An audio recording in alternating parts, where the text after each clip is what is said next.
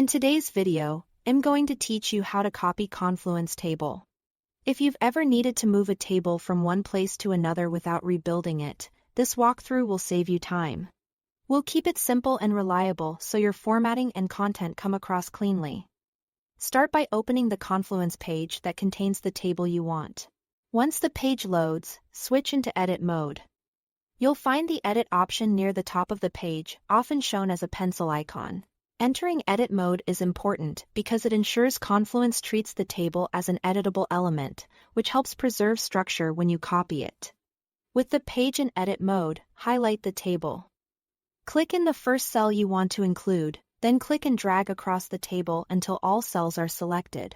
As you drag, make sure you cover every row and column you need, including the header row if there is one.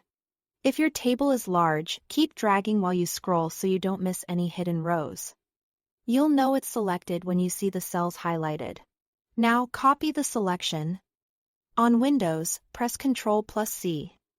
On a Mac, press Command+C. Give it a brief moment to register if your table is big or contains images. This keyboard shortcut captures the table's contents and layout so you can reuse it elsewhere. Next, go to your destination. This could be another Confluence page you are editing, an email draft, or a document in your preferred editor. Place your cursor where you want the table to appear. Then paste. On Windows, press Ctrl+V.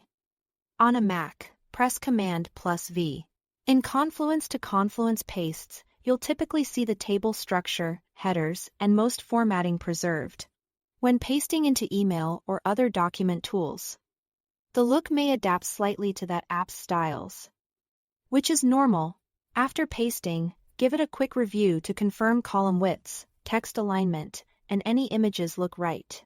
If something seems off, minor tweaks like adjusting column sizes or reapplying bold and alignment can quickly tidy it up. That's all to it. Thanks for watching.